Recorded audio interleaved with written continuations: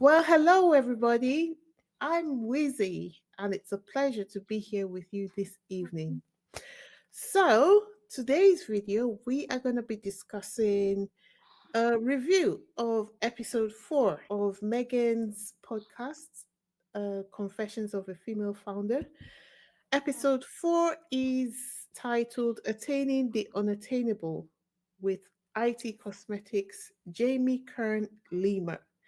And with me here today, I have got the one, the only Lorna Williams. Say hello, Lorna. Hi, everybody. I'm so happy to be here. This is my very first live. So if I'm a little scratchy and a little nervous, please forgive me. That's right. Welcome on board, Lorna. Great to have you on here. At the end of every podcast episode, Megan gives a hint of who the next guest is going to be. Did you guess? Did you guess correctly? No, I have no idea. You know something? I like to be surprised. Okay. Okay. I like to be surprised when I didn't guess, right? But I just found this one really, really interesting because a lot of the what happened to Jamie and her it company happened during my timeline. Oh, that's fantastic. I can't wait to dive in now. So I thought it was interesting that she asked Jamie how it all began. Jamie is actually Megan's neighbor. Yes. Yeah, and you know something, Megan, I think, reached out to her, you Yeah, know. yeah. Megan said, I'm new in the neighborhood. She probably brought her one of her sample jams or a charcuterie board or something like that and reached out. That's what I'm thinking anyway. Yeah, the same. I was thinking, from the podcast, you can tell that they're just people who are those kind of people. They would reach out, oh, someone's moved in next door. Okay, let's go to them with a pie or something to welcome them to the neighborhood. And Mhm. they're such easy personalities that they would easily kick it off. So I can definitely see how they became friends. Oh, Yes. then she asks Jamie for the background of how she actually began the company. Jamie tells us how she conceived the idea of it cosmetics, and it actually began from her having skin problems, rosacea. Yeah. I think Yeah, she had hereditary rosacea. yeah. And you know, the feeling she described, like when the producer of the show she was on told her, we can see the rosacea under your makeup, it's coming up. And that feeling of embarrassment and just feeling worried. You Yeah. can't have bad skin. You can't be too heavy. You can't, Yeah. that sort of thing. Which is why Oprah was such a phenomenon at the time because Yes. people said, oh, that black fat woman when they're describing her. And Oprah felt that for many, many years. I think this is the reason why she became obsessed with losing weight. Then she goes on to say, we all have negative things we say about ourselves. We pick on every flaw we can find Mm-hmm. our That's body. true. And then her faith kicked in. And then that's when she now started thinking about how to solve the problem, but not just for herself, but for other people as well. And Megan's point, which is my lesson number one I got from that, is what looks like it could be your breakdown could actually be your breakthrough. That's true. A lot of people, right? The problem that you think is a problem, Mm, right? A lot of people invent solutions for those problems. This lady had rosacea, and instead of breaking down and giving up, she said, okay, let me go out and see what I can do. Let me find something to solve this, right? And she mm, went to every cosmetic company, yeah. tried out all their products. There was nothing there. So she had the fortitude and the bravery to say, okay, there's nothing here. let me see if I can invent something, right? Invent a solution.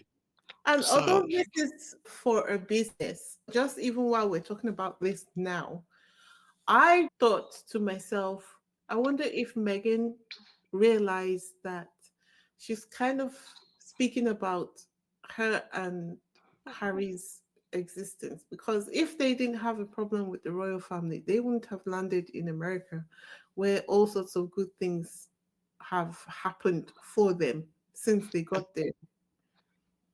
yeah, that's true. Sometimes the problem is your solution. Absolutely. Uh, and and I love how she decided that when she was going to do the marketing for the product, she decided that she was going to use real people rather than refined models, should we say. Mhm. The thing that really got me about that part, and this is the part where I sort of come in, Mm, is she was using models of all sizes, right? yeah, And she started her company in 2008, right? That's yeah, when It Cosmetics was started in 2008. yeah. And what really astonished me was the attitude, that she wanted to use models of all sizes. And Mm, the attitude was, well, you can't do that, right? You can't use people of they're not the industry standard, right? exactly. And the thing that, because I had to look this up, Mm, right? The thing that, because as I was saying before, this was my error, okay? mm, Um, the fashion industry had already pivoted to plus size models, mm, right? mm. One of the most successful size models was Emmy. She started in 1988 and she got a Revlon contract, right? Yeah. There were other plus size models, right? Like Mia Tyler, Steven Tyler's daughter, right? Okay. She started in 1998. She was a plus size model. And also there's a black model by the name of Tarika Jones, right? It was in the early 90s. Mm, So the thing is, to me, is why the attitude, because there was plus size models out there, mm, right? So I couldn't understand why they would reject that concept. You know what I'm saying? I just couldn't understand it because there's plus size models into the industry starting 10 years earlier. yeah.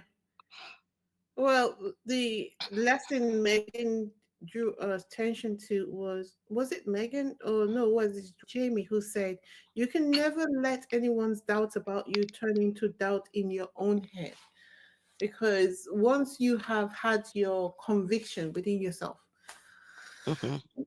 and then you take it to someone who's never heard of your idea before, of course the first thing they're going to do is to resist it and say, oh, that's rubbish, or they'll rubbish it in some way. But Hmm. if you believe in what you're doing enough, because life is not just lived on what already exists, but it could also run on new ideas. And people are usually very resistant to new ideas. Hmm. Yeah, they said something about women only buy cosmetics from unattainable beauty or something Mhm. like that. Yeah. Yeah, yeah. This is the reason why there was such a change in influencer marketing. That's why influencer marketing kind of became successful because, like, I think Jamie was among the early pioneers of using real people for modeling. Yeah, that's true. Mm. That's true. She And was she was one. there was a first time for electricity, there was a first time for a phone, there was a first time for an airplane. So, although those are major electronic innovations that happened way back when, but it's the same with any new way of doing things, of which Megan also represents that in a way. You write for maybe Louis, or maybe Charlotte in the future, Mm, right? What it is basically, and I learned this in business school, it's a paradigm shift. And hopefully in the future, it will pave the way for a different type of royal family. And the lesson there, which is lesson number two that I got from the podcast, which is you can never let anyone's doubt about you turn into doubt in your own head. Yes, that's true. Some of the lessons that I learned is that persistence pays off. You Mm, have to be persistent, right? Follow-up pays off, right? Even if you don't get a yes, you follow up, you send them a letter saying, because I did this when I was working, right? mm, I'd interview for a job, right? And maybe I didn't get the job, but I follow up with a follow-up letter saying, thank you very much. Could you let me know anything that would help me in the future? You know, and thank you for considering me for this job. Follow-up pays off when you mm. follow up, and then you have to focus. Yeah. You have to focus on what you want to obtain. You kind You of know, literally have to put blinders on and have ridiculous belief in yourself and what you're trying to do, even if it seems outrageous to anybody else. So you have to mm, block out the noise. that's true. Yeah. And then another thing too, you can't be scared, to start something. And sometimes the thing that you're thinking about, well, maybe I'll start it small, right? Maybe it shouldn't be small. Maybe you should think bigger. That was when Megan was talking about her fear of failure, which stopped Yes. her from thinking big enough. Yeah. And then she said, Oprah said, but why? Yeah. Yeah. She was going to get a cottage license, Mm, right? For her business. A cottage license allows you to make a small batch of product in your home, mm, right? And then sell it at a farmer's market. mm. And then Oprah said to her, why? Right? Exactly. But I Because she think got that's also another lesson there, which is the people around you who talk to you about your idea matter. that's true. Because imagine she was talking to someone who just said, yeah, it's great that you want to even do that at all. That's fantastic. You can make a few coins doing that. But you speaking to someone who has syndicated her own show and she can see the possibilities. And of course, she knows that there are going to be problems, but she knows that if you've got the right people around you, Yes. That's around why you. I think mentors are so important. Mm, Somebody to, you can mentor you, right? mhm, If you have a certain idea, you know, that can say to you, yeah, this is going to work. mhm. And sort of like push you forward. Um, Jamie went on to talk about her invitation to pitch her first product at Sephora after 3 years of having developed her product and sending it to all the shops for 3 years. Oh my God. And I love the fact that she was vulnerable enough to, tell us what happened and that they said no and how she felt afterwards, because some people will brush it off like it's nothing, and then if you happen to have the same experience and you are feeling incredibly sad about it, it's almost like you're a wimp. Why are you so sad? It's not a big deal. It happens to everyone. But if someone else is saying, oh, this happened and I felt so bad about it, it makes you feel like, oh, it's normal. So just take time to process how you're feeling and then get back on your feet. Yeah, that's true. And you got to understand that even today, a lot Mm, of these companies that you approach with your ideas have tunnel vision, yeah. right? They have tunnel vision, right?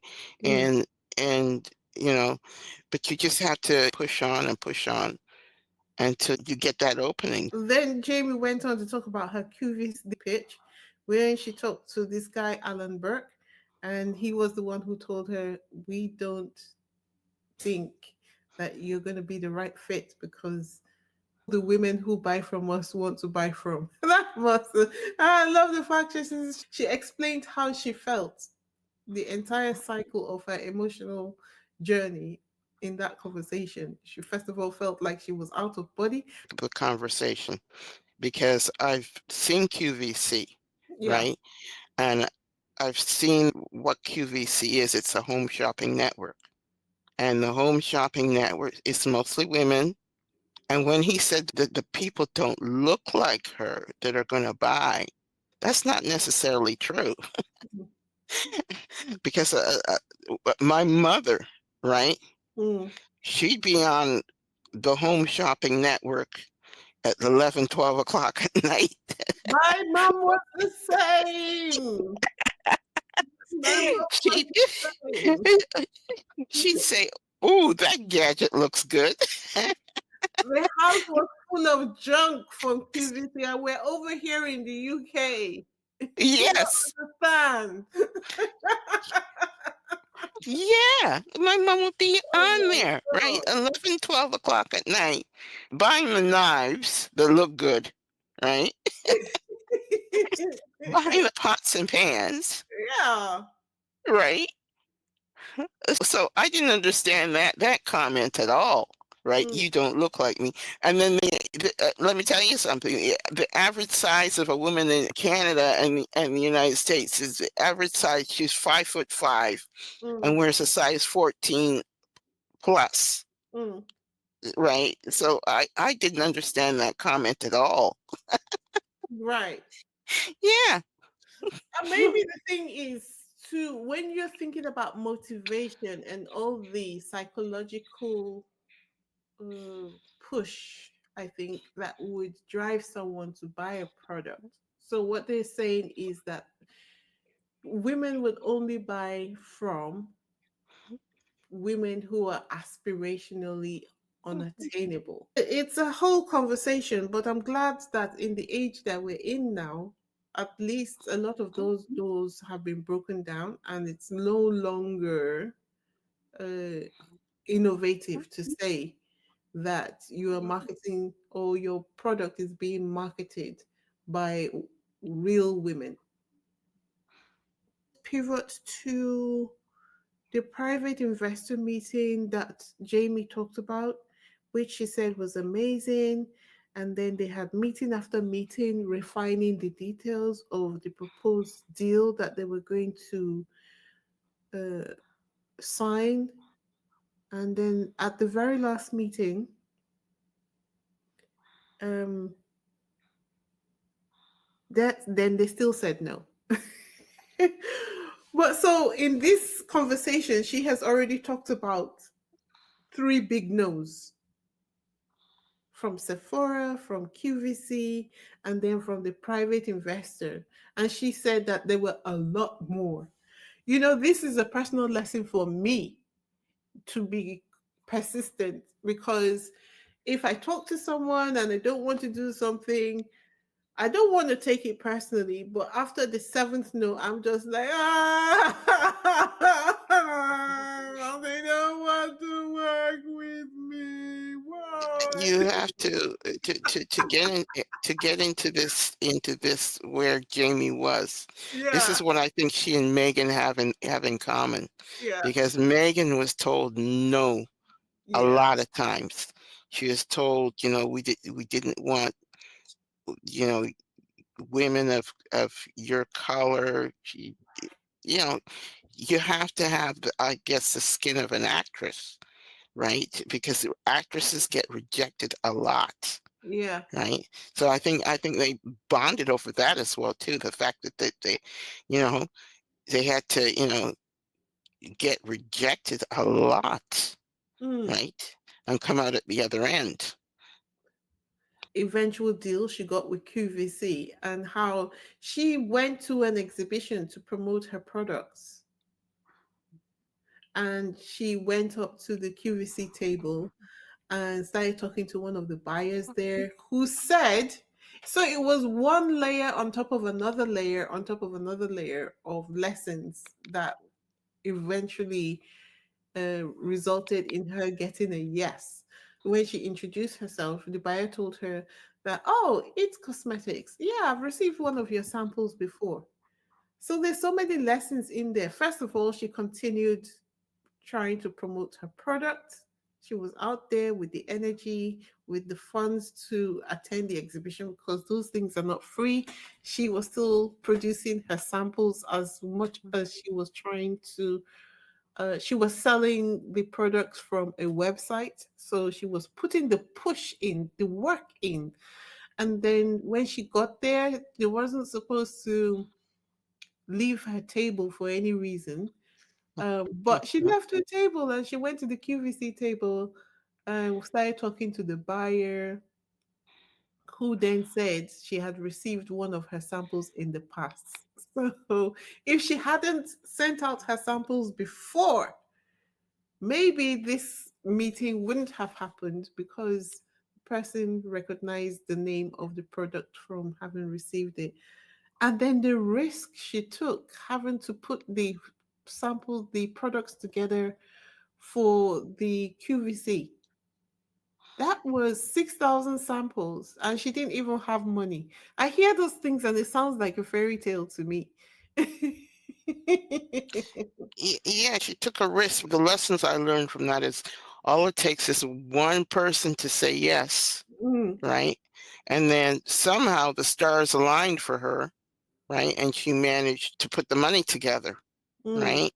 But all it takes is for one person to say, yeah, I'm going to take a chance on you. That's amazing. Mm, mhm. Uh, all right. So, what was your favorite lesson? If you had a favorite out of all the things that they talked about, because there were some, they were dropping gems left and right. What was your favorite lesson? My favorite lesson, I think, was about persistence. Yeah, Yeah, you have to be persistent, I think that was right? my favorite one as well. Yeah, life is about persistence, Yeah. right? In everything that you do, that problem. And then she was persistent in helping other women to Mm, solve that problem, mm. right? So I think persistence is key in almost everything. I heard that there's going to be some new jams coming out pretty soon. Oh yes, with the strawberry. And I think there's going to be more than strawberry from what I understand. Mm, Yeah, so I'm looking forward to that. Although they don't ship to Canada yet. mm. No. But maybe what I should do is start my own Canadian hand delivery company. Yeah, so that you can get it exactly. Now that's a business idea. Yeah, I was just going to say that's a business idea because Yeah. what's his name? Mr. Barefoot, Alex Barefoot's wife, apparently is the one who started this white glove service in the UK.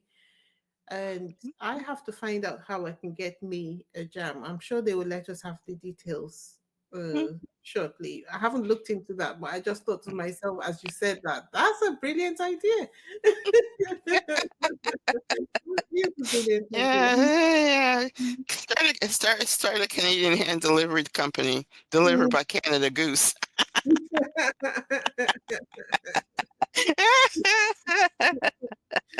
For sure Jeez. that- Anyway, my lovely, thank you so much for doing this with me. Well, With thank you very much for having me on. It's been fun. at another time in the future. All right, Isabel. Thank you very much. All right. Thank you, my lovely. I'll speak to you again soon. Okay, thank you. Bye. Bye.